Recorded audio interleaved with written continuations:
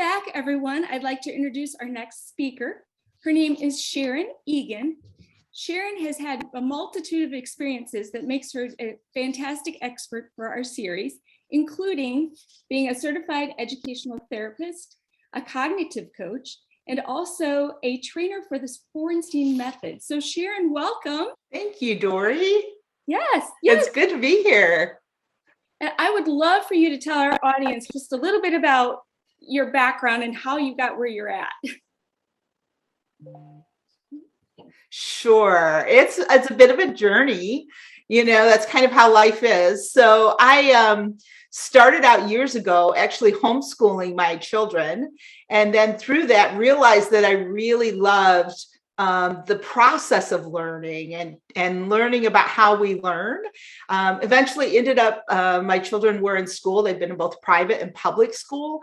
And I became a classroom teacher, went on to become an educational therapist and coach teachers. And so now that's the work that I'm doing. So I'm really passionate about helping people of all ages learn how to learn.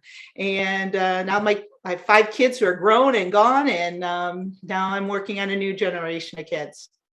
That's so awesome. And having had you as a teacher, my kids having had you as a teacher, I'll say that way. You are just somebody who is just a wealth of knowledge and just passion for kids. So yes, fantastic. So Sharon, as part of your job, one of the things that is very interesting is an experience or a process that's called mediated learning. Could you explain that to us a little bit? Sure. So, mediated learning is kind of the process of where we stand between some type of information and a person who needs to learn it. So think about our kids when they're younger. We do that a lot, right? We point out the butterfly. We want them to feel things and touch things and experience them and help them connect all the stuff that they're taking in through their senses. But as they get a little older, it's not as natural. We don't do that. And yet their world is becoming bigger, but we're not mediating it. We're not kind of standing in between them and the world that they have to process. And so mediated learning is that idea of how do we stand between and kind of filter or funnel information to somebody, teaching them actually how to learn. What is that process of learning rather than just learning about math or English? What does it mean to learn? What does it mean to think? And that's what mediated learning is about. So what are the benefits of this type of learning for our kids? Maybe not just academically, but also emotionally too. It's really huge, Dori. I mean, everybody really benefits from a mediated experience. You think about if you start a new job and you go in, you need somebody there to kind of onboard you, help you to process all this new information that you're taking in. And so when we think about the benefits, it makes it accessible. And so when you think about our kids, it's kind of the idea of helping them develop a process so that no matter what they have to learn, they have a process for learning it. They understand how to take in information, how to decide what's relevant, how to define a problem, something beyond that idea of just learning content and memorizing information. We're living in a world that's like changing all the time, right? When you think about all the jobs that exist today that didn't exist 10 years ago, the fact of what we're doing right now is something that very few people did 10 years ago. And it's becoming more and more common, right? So when we think about our children, what type of jobs they're going to have or what kind of problems they're going to have to solve, it's really important that they understand what that means to think. How do you actually solve a problem? And so there are huge benefits to this, including the whole idea that they become more confident in their ability to face problems because they have a process, not just a process because they know how they solved one problem but now they know they can use that to solve other problems, whether it's a friendship issue or an algebra problem or a strategy for a soccer game. All these situations benefit by having this process of how do I take in information, how do I develop a plan to solve this situation, and then how do I express that solution. So it's really beneficial from kids, toddlers to senior citizens. Wow. Wow. And is that process something that parents can teach at home, or is it something that changes with each situation? The cool thing about mediated learning is that it changes just so slightly, but the basics of it are the same. And that's why our kids can apply it wherever they go. And so one of the things that is really a big part of this process is how do we take in information, helping our kids to actually see the world. We think about that sock in the living room that they can walk by for days and days and days and never see. But then you think about being able to read an expression on someone's face and understand and internalize what that means and what those emotions are, and developing that empathy. So one of the things that parents can do is ask questions. What we tend to do is to point out things and say to our kids, don't you see that? Didn't you see that? Did you notice that? And though that can be helpful sometimes, there's this process in our brain called instinctive elaboration. And our brains are designed that when we're asked a question, our brain immediately has to focus on that question. So we begin to process that until something else interrupts that. So rather than saying, don't you see that sock on the floor? Saying to them, what do you notice on the floor? And it sounds really simple and different, but the idea of asking more questions rather than giving more information, what you're doing then is you're making you're helping your child to focus their senses. And making them responsible for taking in information. As parents, we are crazy busy, right? So we tend to do a lot for our kids that we don't need to do. And we do it because we think it's faster. But what we end up finding ourselves doing is then having to do it again and again and again, because we are doing the work of it. So when we take time to slow down, ask questions, in those early learning opportunities in any situation, and it doesn't mean if it's early by being young, but the first time we're encountering different situations, we're automatically directing our child to realize they're responsible for taking in this information and figuring out what to do with it. So that's a big thing. Ask more questions and then allow them to fail. I think as a mom of 5 grown children, even though they're adults, watching them make decisions that I wouldn't necessarily make is one of the hardest things. I always say my tongue gets shorter every day because I'm just biting it off. So I don't say what I shouldn't say. But it's so important while our kids are home, especially, to allow them to fail so that they know how to navigate it. What do I do when I fail? And understand that you're going to, it's a part of it, and really making it a learning opportunity. But the only way we can do that is if we stop doing for our kids. We stop doing those things that they can do for themselves. So not saving them. So let's say, a young child having to choose what they're going to wear and going, okay, yep, I'm going to let you wear that today. It's not a reflection on me. I'm going to tell myself this is not a reflection on me. There's so many times that we do things for our kids. It's because we're worried about how it's going to reflect on us. And so our kids need to have this autonomy or this ability to choose when it's appropriate. And it might not be the things that we would do.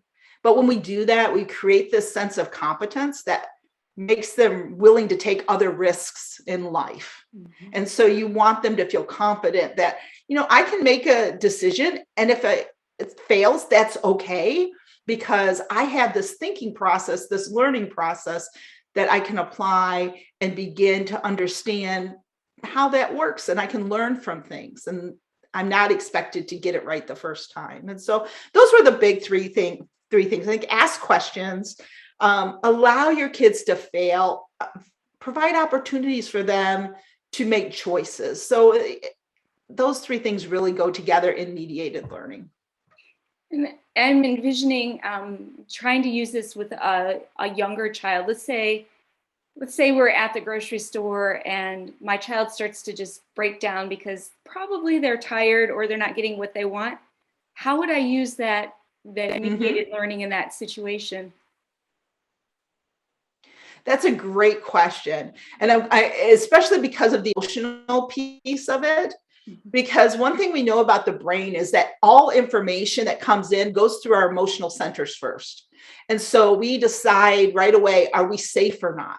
So when you have a child who's like falling out in the grocery store in an emotional way, you have to address that emotion first. And so I would always start with something like, you are really upset. I can see that you're really upset. Can I give you a hug? Can I hold you? Something like that. We know that the body has these physical sensors in our skin. And so really being able to just give that as a calming opportunity. And then once we brought the emotion down, then you can go into the cognitive piece. So then you can say, once you've brought the emotion down, then you can say, what is it that you want? Or you can say, what is it that you're seeing? So then you're bringing their opportunity to talk to you. What we tend to do is we make assumptions, first of all, about why our child's falling out. We assume they wanted this or they wanted that, or they saw something. And we're wrong a lot of times. And also, at least that's been my experience, especially as my kids have gotten older. They've told me things. I'm like, whoa, I really blew that one. Sorry, I thought I knew. So really asking them the question rather than trying to bulldoze and solve it, but bring the emotion down and then asking them, what did you see? What did you want? What are you feeling even? And so bringing that in. So when you're talking about the social and kind of the emotional piece, part of that is when our children are having to begin to learn the vocabulary for emotions. Mm-hmm. And so when you're talking about a really young child, you want to give them opportunities to learn those types of vocabulary so that they can use them. That's one of the reasons, I love your little cat book story, I'll be honest, is because it brings the emotion into words that kids know, and then they can use those words in other situations. One of the big things about mediated learning is that what makes it different is not just you're solving this problem and using these different thinking skills to do it, but in mediated learning, you also talk about where else can they use this. So you take the situation with a child in the store, right? And they are having a meltdown and you've calmed them down emotionally. And then you've asked them a couple questions. What is it that you saw? What is it that you wanted? What are you feeling, depending on what's appropriate in the situation? But then what you want to do is have a conversation about the next time. What can we do differently? So instead of saying, so when this happens again, Susie, exactly. So when this happens again, Susie, I want you to do this. Rather than doing that, you want to say, what could we do the next time you see your favorite cereal? And then, well, I could tell you I want it. Right. Like you're building these skills, these emotional skills, or these academic skills, depending on what you're working on. But the big difference in mediated learning is that it talks about where else can you use this? And so in mediated learning, in the Feuerstein method, that's really what we're doing. We're building capacity. And so for parents to build capacity in their children, ask questions, give them opportunities to try and fail, and find places where you can stop doing for them. Mm-hmm. And so all of those things help build capacity, because so often when we do it for our kids, we don't realize what we're really communicating to them is, I have to do it because you're not competent. You're not able. Yeah. Yeah. And then we get our kids like, why won't she do that? Yeah. And that's what probably frustrates parents so much, is because we're expecting them to know how to do it because we've done it for them. Mm-hmm. Yeah. And they'll never learn it. They never learn it by doing it for you or doing it for them. I had to share one quick experience. Yeah. I train a lot of like teachers, mental health professionals, and parents in Feuerstein method and mediated learning. And then there are some tools that we use. And I had a trainee a year or so ago who was a counselor, and had been trying to teach her 5-year-old how to tie their shoes. And it had not been going well. They'd been working on it for 6 months. And so after she came to the training, she went home and she tried to mediate it. Instead of telling her son what to do each step of the way, she simply said, what should you do next? What might you do next? That night, he figured it out and he tied his shoes. That was because he had to internalize it, because the source of information wasn't there. And once they internalize it, then it becomes theirs. And something as simple as asking a question instead of telling them changes it totally. That falls right in the line with the way that people learn the best is by teaching other people. So in effect, they're putting it back on themselves to figure out, which is beautiful. Yeah. Yeah. What a great success story. Something that took 6 months was done in one night. I know. She was so excited. She's like, oh my word, this really works. And I said, I know, it's so simple. You think why, but of course, when they put those little babies in our hands when we leave the hospital, they don't give us the book. Right. But this is kind of part of that book. Yeah. Ask questions more than you give information. And do parents ever use this on themselves? Because I'm thinking, like, when you're really anxious or uptight and trying to calm yourself down for your kids, it almost seems like it could work for the parent too, right? For all ages and adults. If you're getting frustrated with your child, the very first thing you want to ask yourself is, what do I see? What is happening right now? And then being able to say, okay, they are trying to tie their shoes. Let's use the shoe analogy again. And the shoe story. And it's like, they're just trying to tie their shoes and I'm in a hurry. And so I'm upset because I'm in a hurry. So we've taken in the information and then we move to the next step where we have to kind of define the problem and tell ourselves, okay, why am I upset right now? And then there's a whole series of steps you can walk through, but very much, Dori, when we process information, we get emotional. One of the ways to help calm that down is to ask ourselves questions. And so we call that self-mediation.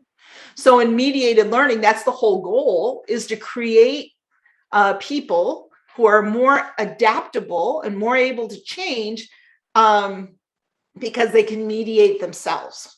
They don't need someone asking them questions over and over, but they begin to apply that for themselves. So as parents, absolutely asking yourself, okay, let me just see what is really happening here. Why am I reacting the way I am to this? And that will bring the emotion down. Right. I could totally see that working. And probably the more you do it, the more control over your emotions you have. So you're not just reacting. Absolutely. So I don't want to get too geeky or nerdy on you, but in the brain science, they say that the phrase is that the neurons or the brain cells that are used, the ones that are used together, that fire together, wire together. And what that means is that our certain ways of thinking, the more we do it, the more instinctive it becomes. So when we repeat a behavior, whether it is how we deal with an emotion or how to kick a soccer ball, or the neuron or the brain cell, the nerve cell, gets what's called myelin around it. And it's like I always explain it kind of like wax. It just makes the information move faster. And so the more you do it, the more that pattern of thinking is going to happen. And so as a parent, you think about mediated learning, you're not going to think, if you've always been telling your child, okay, now put on your shoes, okay, get your backpack, okay, did you do your homework? If you're always doing that, it's going to take a while for you to retrain your brain to react differently. So there's work involved, but it works, but it takes time. It's about being diligent in that. So if you need to work on calming your emotions in certain situations, the same thing is true. So this is where a lot of that mindset and negative thinking to positive thinking change happens. But it's really because of how our brains are created. Yeah, that's awesome. That is really, really cool. Well, I have one other question for you. It's a little unrelated. So while we're talking about parenting skills and things that parents can do you ever encourage parents to use books and literature to help the parents or to help the kids develop some of these skills? Absolutely. I am a big fan of books. I was a teacher for years. I have a passion for learning. So books are great in a couple of different ways, right? So there are opportunities to, when you're reading a story with your child, to talk about what that character is doing. And you can do that by asking them questions. So asking your child, if you're reading a story about, I'm going to use one of your stories, Dori, because that's what I'm thinking about right now. So like if you're reading the story, Little Cat Feels Left Out, asking your child, why do you think Little Cat is sad right here? Why do you think Little Cat did this thing? And so asking your child that does a couple of things. One, it forces them to think, which builds their ability to understand, and it builds empathy, that ability to feel with another person. And so we all want our children to be empathetic, right? And we want them to be kind. And so using literature to help talk about what's happening. So asking them questions about the different characters when you're reading is really important. It also, another thing that you can do is use books that are particular to certain social situations that your child's feeling. So using the story of like Little Cat Feels Left Out, if your child might be, maybe they're in a new class this year, or maybe they went to a new school, or maybe it's just friendship drama, right? You're right. Any of those things, when you read a story like that, that allows your child to make those connections, and asking them a question like, how is this kind of like what you're going through? Mm-hmm. And then allowing them to make those connections. What we might tend to do normally is to read the story and say, hey, this is kind of like what you're having on the playground. Maybe you should do this. But when you ask the child, how is it like it? What might you use from this story? You are building capacity in them. You're building their ability to understand. And so not only are you building their learning how to learn and their ability to learn, but you're saying to them, I believe you can learn, and I believe that you can handle this situation. And so how might we do that?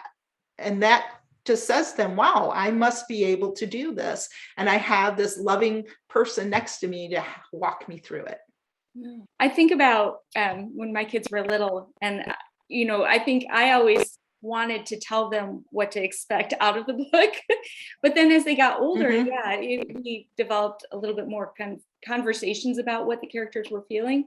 And so just asking them straight from the front, that's really, really cool. And it seems like it should be a no-brainer, but it's really not, is it? It's not. There's so much. Now I have 5 children who are all grown. And if I wish I knew what I know now, then so this is not me going, oh, this is how to do it. This is what I've learned since. And part of that is we know more about the brain, right? We know more about learning.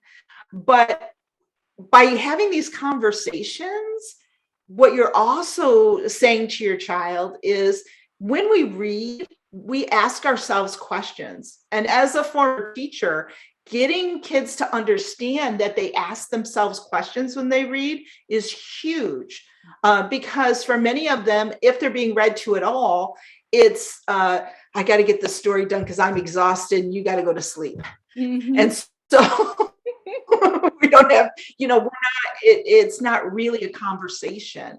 So I know, this is not every bedtime scenario because that's just not reality. But when you have opportunity and making opportunity, rather than telling your child what they should get from any situation, asking them what did they get? Because that also helps you as a parent, because we assume, and it sounds ridiculous to say it out loud, but we all do it. We assume that our child is seeing a situation the way we are, even though we're adults and they're whatever age they are. We still assume that they're going to interpret, see, and live the situation the way we are.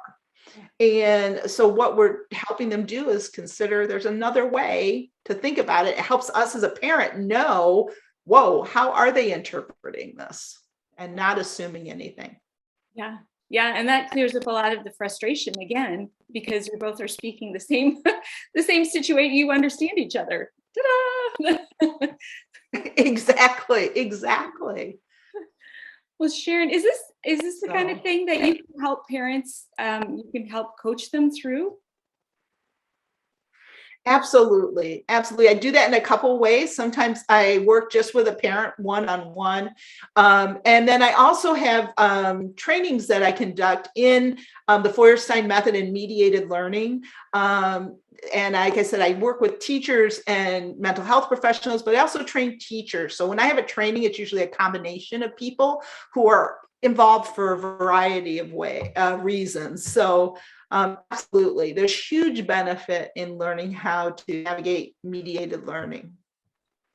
Well, we will include your links and your contacts in the email that this video is embedded in, so people can get a hold of you. But for today, Sharon, thank you so much. This has been just a really amazing wealth of knowledge, and thank you for your time doing that. Oh, thank you so much, Dori. I so appreciate it. And I just want to encourage the parents that are watching, take it slow, ask one question. It'll come. You'll see a difference. Be gracious to yourself and don't feel like, oh, what have I done? You haven't ruined anybody. Just start small and make a change now. That's awesome. Great advice, Sharon. Thank you so much. You're welcome. Thanks for having me, Dori. Absolutely. I'm going to click this.